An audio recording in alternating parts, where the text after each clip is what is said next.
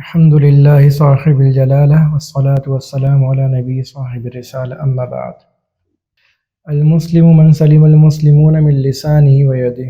آپ صلی اللہ علیہ وآلہ وسلم نے کامل ایمان کا معیار یہ بنا دیا کہ کامل ایمان والا وہ شخص ہے کہ جس کے ہاتھوں سے اور اس کی زبان سے دوسرا مسلمان محفوظ ہو۔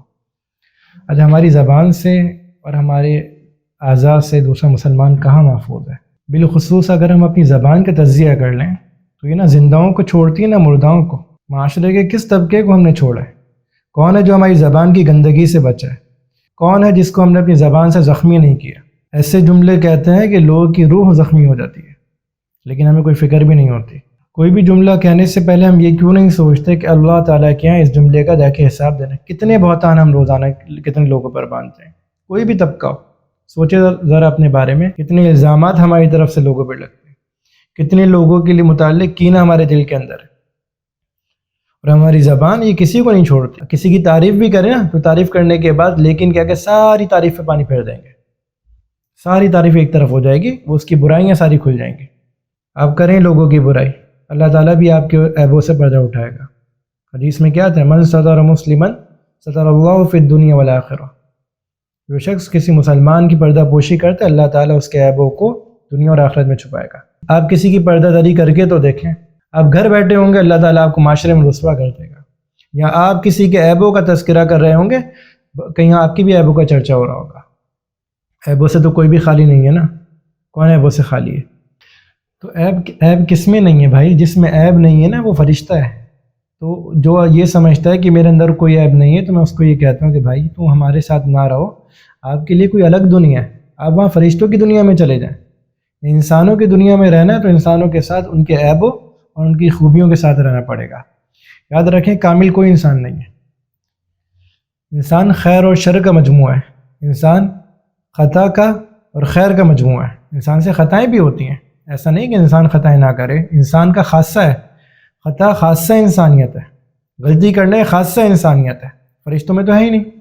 تو اگر آپ ایسے لوگوں کو چاہتے ہیں جو آپ کے ساتھ کوئی غلطی نہ کریں، کوئی بات ان کی آپ کے مزاج کے خلاف نہ ہو، تو پھر آپ فرشتوں کو ڈھونڈ لیں، تو اس دنیا میں آپ کے لیے کوئی جگہ نہیں ہے، آپ کو کسی اور جہاں میں جانا پڑے گا۔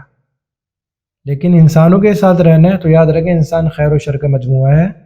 اگر خیر غالب ہے تو یہ آدمی خیر ہے، اگر شر غالب ہے تو پھر شر ہے۔ کوئی بھی انسان 100% کامل نہیں ہے، اگر خیر غالب ہے اس میں تو یہ خیر ہے۔ کسی کی ساری خوبیوں کو اس کی ایک خامی کی وجہ سے نظر انداز کر دینا، یہ کہاں کا انصاف ہے؟ کسی کی ساری خوبیوں کو آپ نے ایک خامی کی وجہ سے کنارے لگا دیا، یہ کون سا انصاف ہے؟ کیا آپ میں وہ خامی نہیں ہے؟ چلو وہ نہیں تو کوئی اور خامی تو ہوگی نا۔ اپنی 1000 خامیوں کے بعد اگر انسان کو اپنی کوئی ایک خوبی معلوم ہو نا تو انسان اپنے آپ کو فرشتہ سمجھنا شروع ہو جاتا ہے، لیکن سامنے والے کی 1000 خوبیوں کے بعد ایک خامی پتہ چل جائے نا تو اس خامی کا ہر جگہ چرچا کرنا شروع کر دیتا ہے۔